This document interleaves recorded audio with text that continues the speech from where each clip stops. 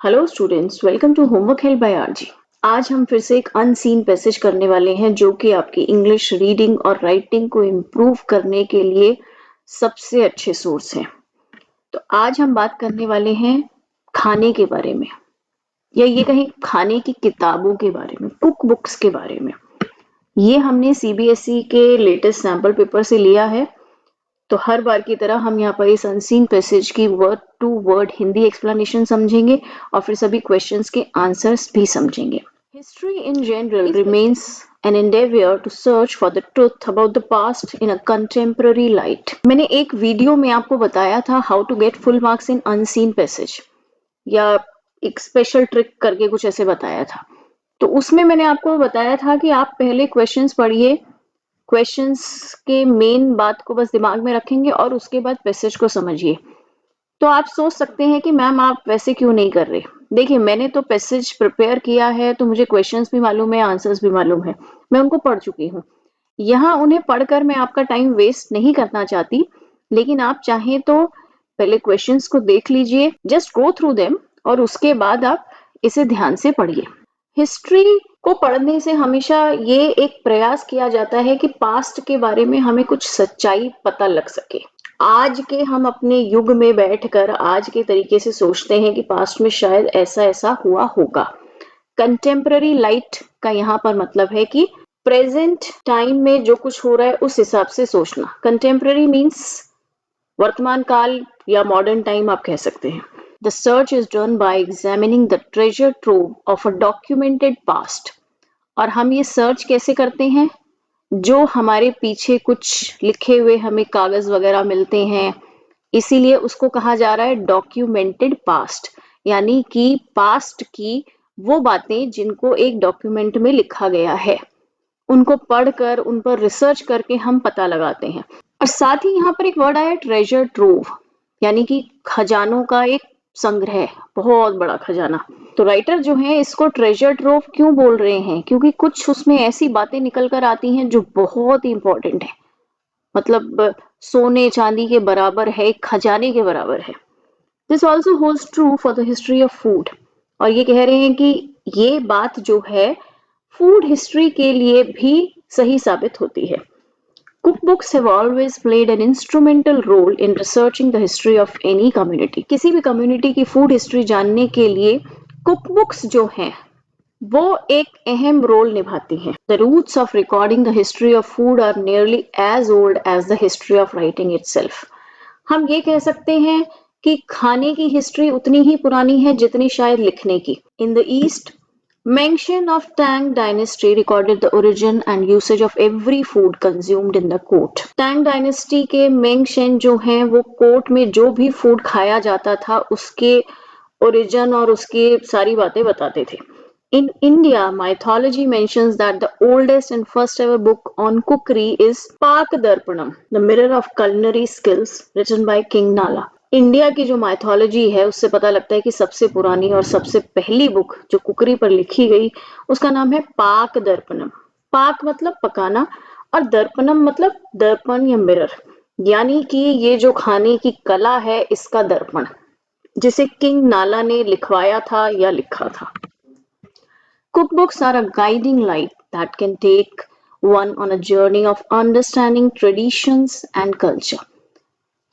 ये जो खाना बनाने की किताबें हैं, खासतौर से जो पास्ट की हैं, ये एक गाइडिंग लाइट यानी मशाल की तरह काम करती हैं, जिससे हमें पता लगता है कि किस तरीके से ट्रेडिशंस और कल्चर्स आगे बढ़ते चले आए हैं।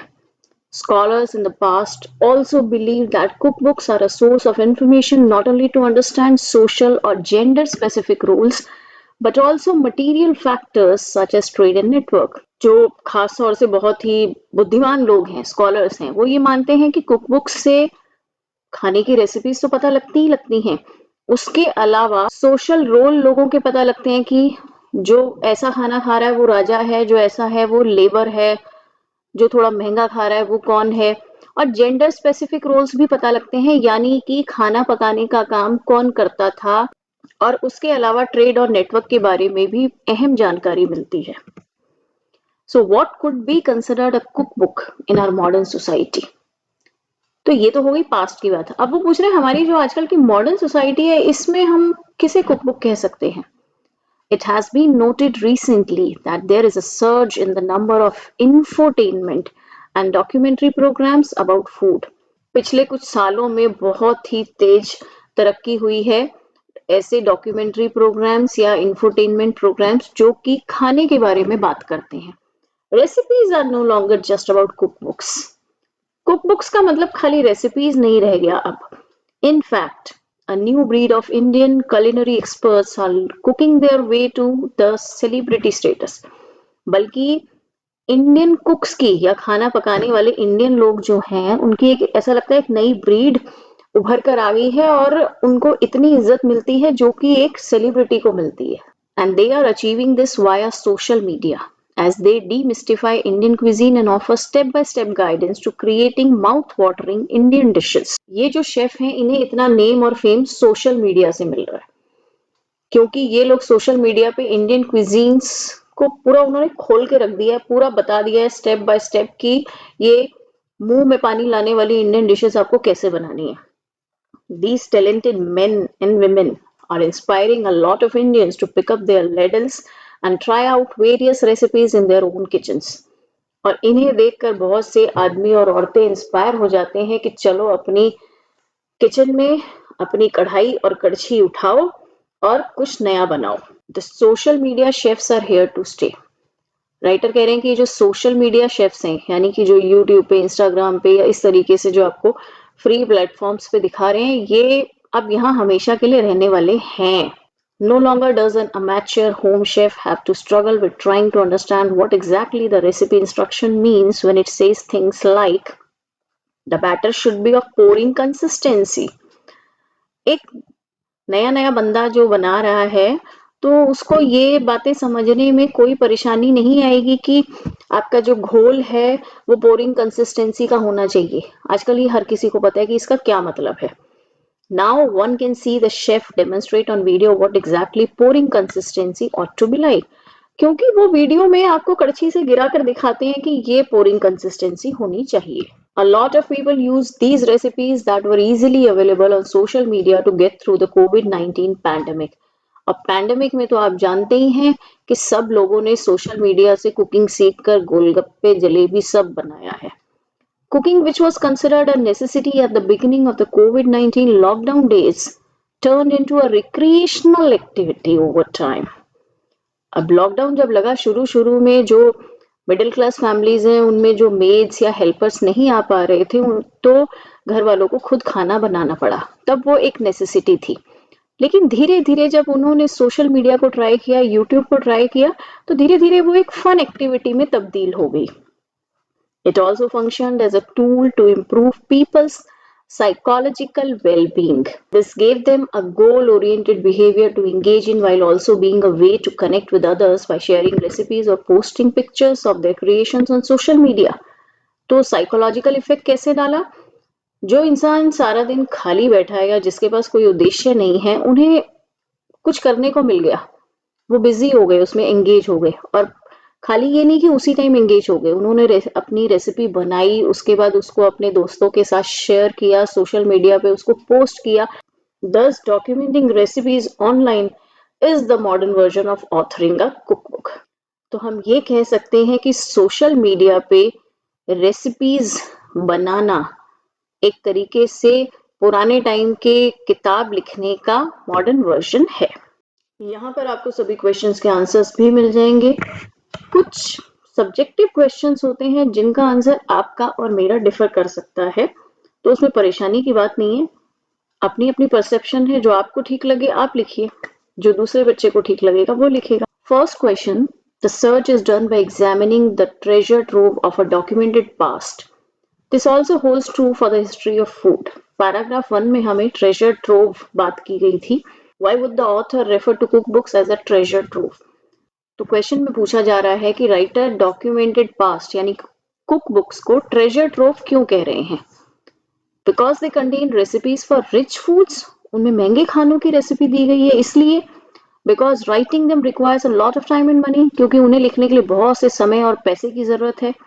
Because they hold a wealth of information about the past, क्योंकि वो पास्ट के बारे में बहुत सारी इंफॉर्मेशन लिए हुए है जो कि इजीली अवेलेबल नहीं है, because writing recipes is considered a rewarding experience, क्योंकि रेसिपीज लिखने से आपको कुछ ना कुछ रिवॉर्ड मिलेगा। तो इसका आंसर है सी, क्योंकि ऐसा नहीं है कि उसमें सिर्फ रिच फूड के बारे में लिखा गया, लेकिन उनमें जो इंफॉर्मेशन दी गई है वो बहुत ही काम की है। Second question, refer to the following from paragraph 1, mention records of food consumed in court, king Nala, Paka Darpanam, the oldest book on cookery. तो ये हमें जो दो बुक्स के बारे में इन्होंने बताया था, दो रिकॉर्ड्स के बारे में वो दिया, और फिर पूछ रहे हैं which of the options displays the most likely reason the first cookbooks were from royal households। तो ऐसा क्यों है कि शुरुआत जो है रॉयल फैमिलीज ने ही की। The royalty was involve in the planning of all their meals, कि रॉयल्टी अपनी सारी प्लान करके मील बनाती थी, ये बेकार है। The royalty wanted ordinary folk to know how to eat like kings, क्योंकि रॉयल्टी ये चाहती थी कि हम अपनी बुक में लिखकर बता दें साधारण लोगों को कि राजा महाराजा कैसे खाते हैं। The royalty had to be ready to serve special food to foreign visitors, क्योंकि उन्हें कुक बुक में सब कुछ लिखकर और अपनी तैयारी करके रखनी पड़ती थी कि फॉरेन विजिटर्स को भी हम सही तरीके से सर्व कर सकें। The royalty had the resources to create complex dishes and document them।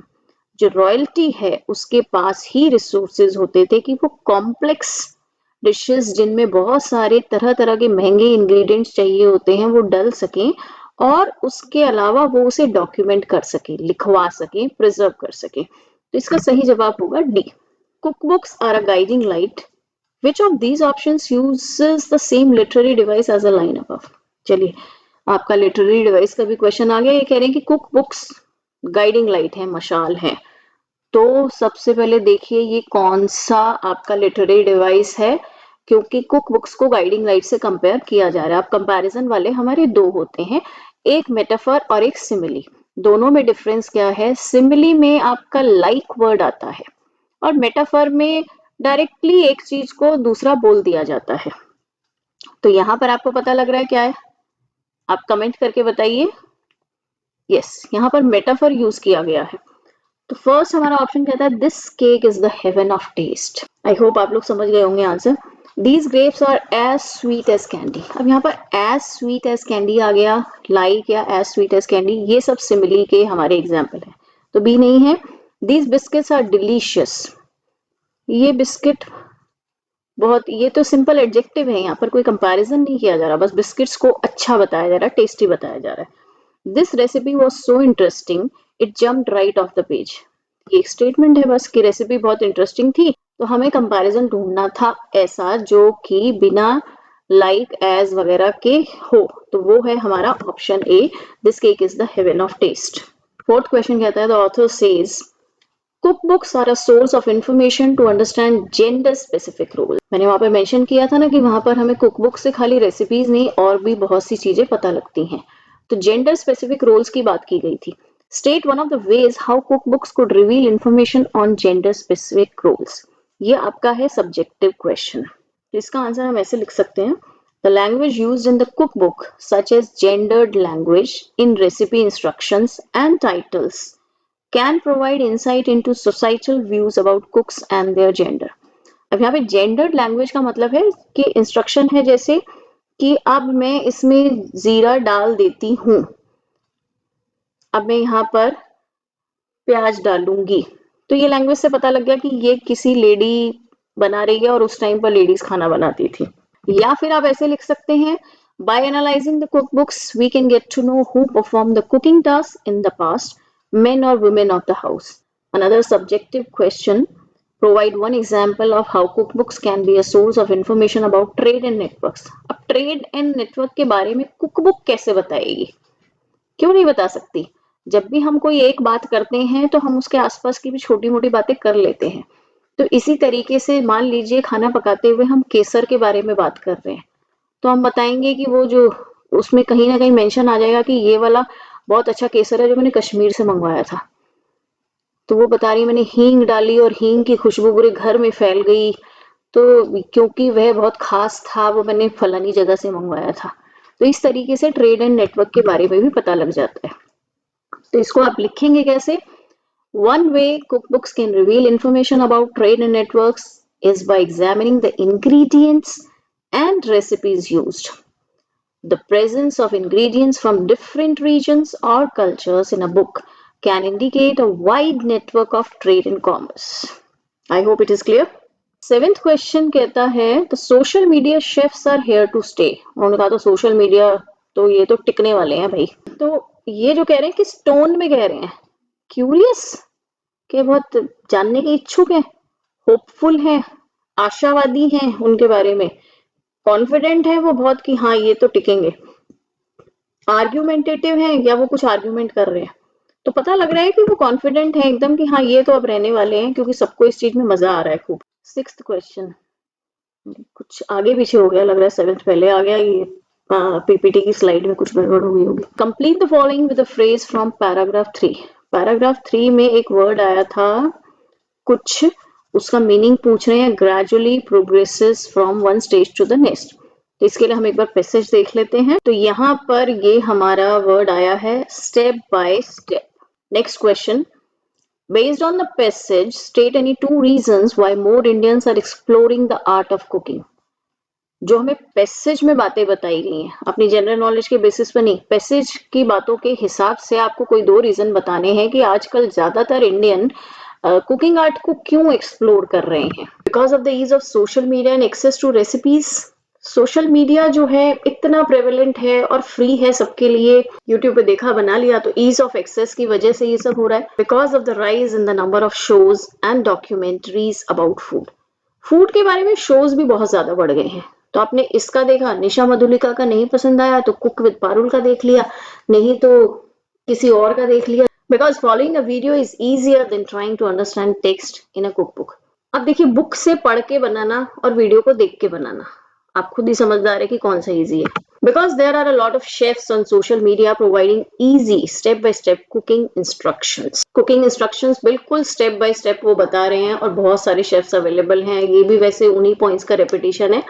यहाँ पर ध्यान दीजिए, आपको केवल 2 रीजंस लिखने हैं। अगर आप वहां 4 लिखने में अपना टाइम वेस्ट करेंगे तो एग्जामिनर सिर्फ शुरू वाले 2 के बेसिस पर आपको मार्क्स दे देंगे और वो नीचे वाले को ऐसे ही छोड़ देंगे। उससे आपके मार्क्स नहीं कट रहे, लेकिन आपका टाइम वेस्ट हो रहा है। In the passage, which of these is not suggested as a reason for people posting on social media about the food they cooked? ये जो क्वेश्चन होते हैं नॉट वाले, डज नॉट वाले, इसमें जरा आपको ध्यान देना होता है कि क्या पूछा जा रहा है एग्जैक्टली। तो पूछ रहे हैं इनमें से कौन सा रीजन नहीं हो सकता सोशल मीडिया पर अपनी पोस्ट को शेयर करने के लिए, कुकिंग पोस्ट या कुकिंग पिक्चर्स वगैरह को। To share that they have completed a task, ये दिखाने के लिए कि उन्होंने टास्क पूरा कर लिया है। To maintain a record of all that they have cooked, एक अपना रिकॉर्ड बनाने के लिए कि भाई मैंने क्या क्या बनाया है, मैंने पिछले मंडे को ये बनाया था, आज ये बनाया, कल ये बनेगा। To explain the steps they use for making the dish, dish को बनाने के लिए जो जो स्टेप्स हैं उसको एक्सप्लेन करने के लिए। To create a sense of competition among their followers, और अपने फॉलोअर्स के साथ एक कंपटीशन की सेंस बनाने के लिए। तो वो अपने फॉलोअर्स के साथ कंपटीशन क्यों करेंगे? तो ये वाला जो पॉइंट है ये गलत है, इसलिए इसका जवाब होगा D. Next and the last question is right N appropriate title for this passage. इस पैसेज के लिए आप क्या क्या टाइटल दे सकते हैं? देखिए, सीबीएसई ने भी दिए हुए थे, उन्होंने दिया हुआ था the role of cook books, हमने यहाँ पर दे दिया इंपॉर्टेंस ऑफ कुक बुक्स। और आप क्या देंगे?